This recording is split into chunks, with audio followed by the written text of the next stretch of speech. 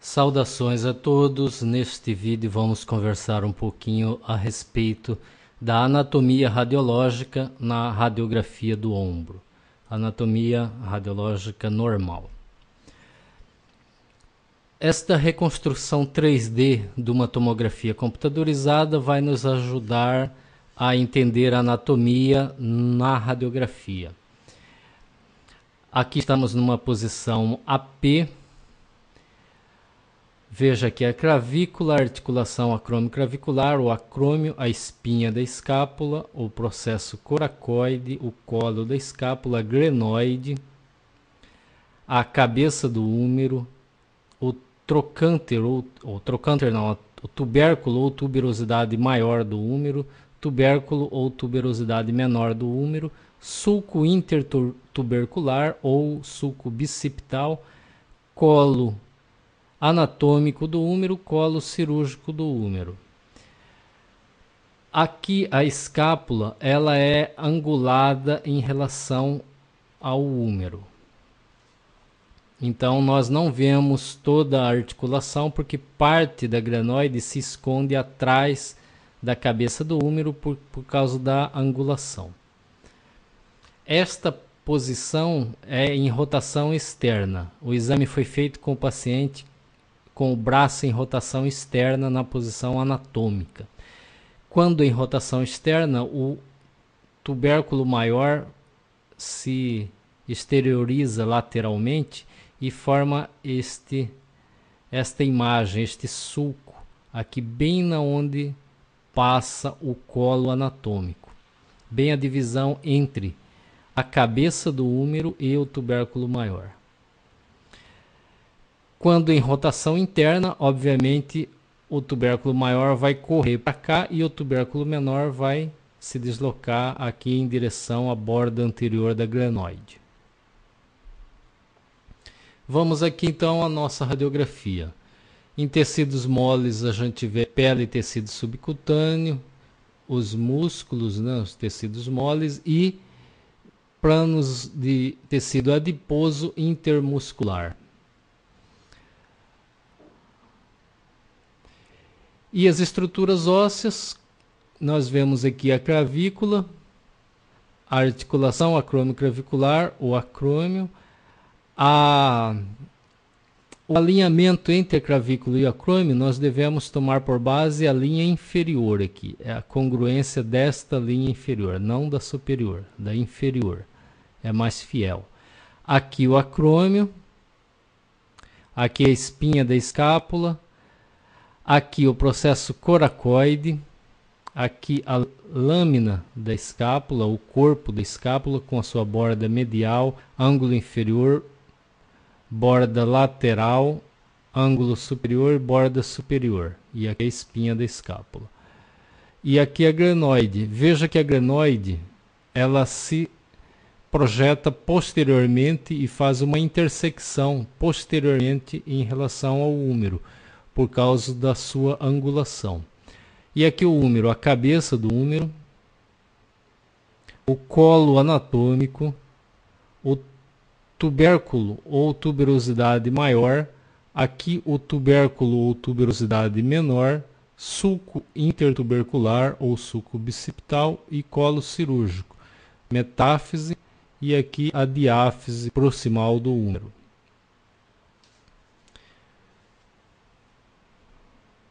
Aqui o espaço subcoracoide. Veja que, fazendo a comparação anatômica, há uma comparação muito fidedigna.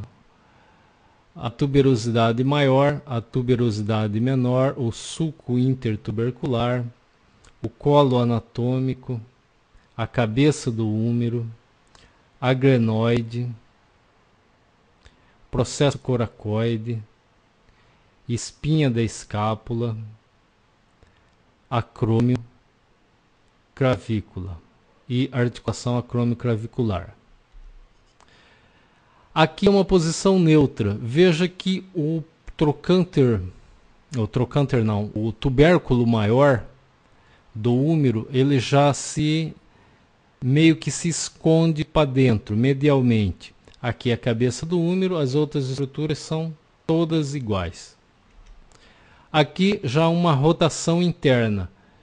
Veja que aqui está o tubérculo maior e aqui está o tubérculo menor, que rodou internamente. Aqui é a glenoide, o acrômio, a espinha da escápula, a articulação acrômio-clavicular e a clavícula. Processo coracoide. Neste caso foi feita uma pequena angulação cranial de aproximadamente 15 graus. É uma projeção chamada projeção de Zanca, que ela é muito útil para visualizarmos a articulação acrômio-clavicular. Mas o importante aqui é que está em rotação interna o braço do paciente. Veja que a cabeça do húmero, lisinha aqui, está mais posterior. E aqui está o tubérculo maior e o tubérculo menor. Compare aqui. Veja a posição do tubérculo maior e da cabeça do húmero em rotação externa. Aqui na posição neutra, veja o tubérculo maior já vai mais medialmente e a cabeça do húmero está aqui. E aqui está o tubérculo menor. Tubérculo menor, que era isso aqui.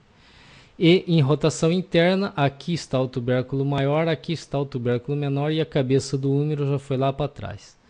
Estes são exames de pacientes diferentes, mas aqui em rotação externa, aqui em posição neutra e aqui em rotação interna.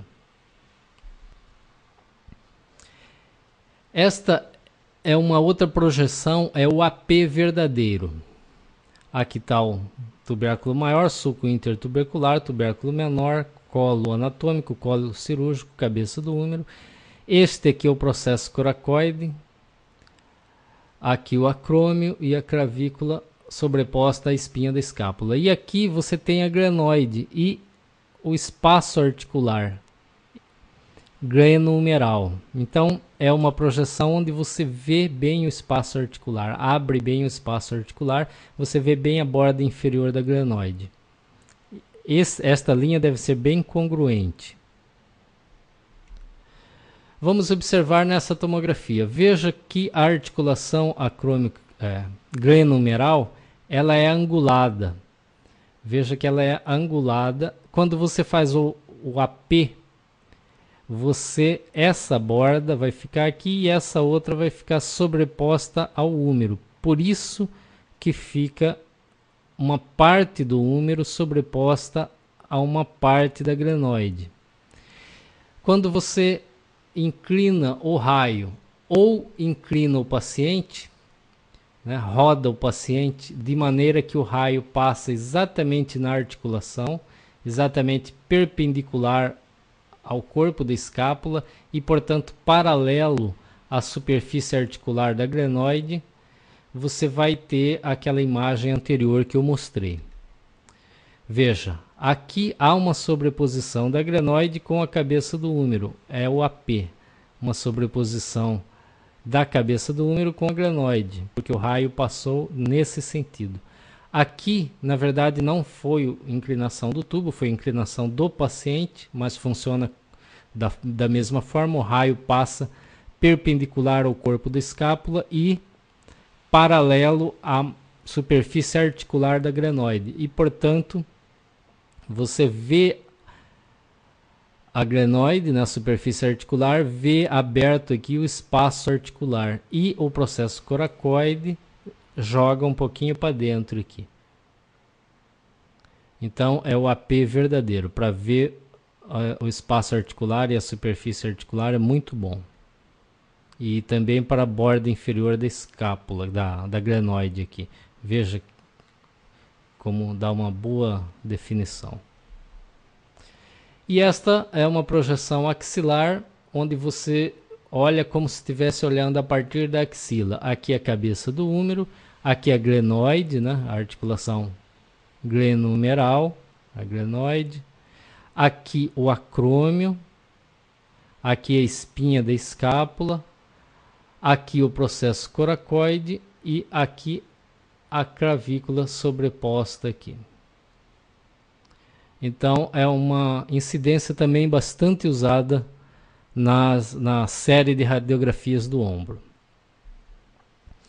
Uma outra incidência é o Y de escápula, ou incidência em túnel view. Você coloca a escápula de perfil. Veja aqui a clavícula, o acrômio, você vê bem a morfologia do acrômio, então é uma incidência também conhecida como incidência de Bigliani, porque permite que a gente classifique o acrômio de acordo com a classificação de Bigliani. Você tem aqui o Y da escápula, o corpo da escápula, a espinha da escápula, o processo, o acrômio, a espinha da escápula, e aqui a escápula se continua para cá, e aqui é o processo coracoide. Então forma um Y, e aqui é o túnel supraespinhal, aqui é a fossa infraespinhal. E aqui o úmero, né? A cabeça do úmero com o trocânter maior e a diáfise do úmero. Ok, então aqui mostramos a anatomia radiológica nas incidências mais frequentemente utilizadas do ombro, que é a rotação interna, a rotação externa, a posição neutra, o AP verdadeiro, o Y de escápula e a incidência axilar ou axial. Logicamente que não esgotamos a anatomia, existem muito mais detalhes anatômicos possíveis de ver na radiografia do ombro. Não falamos nada sobre patologia, não abordamos nada sobre patologias e existe uma quantidade muito grande de outras incidências e variações de incidências do ombro.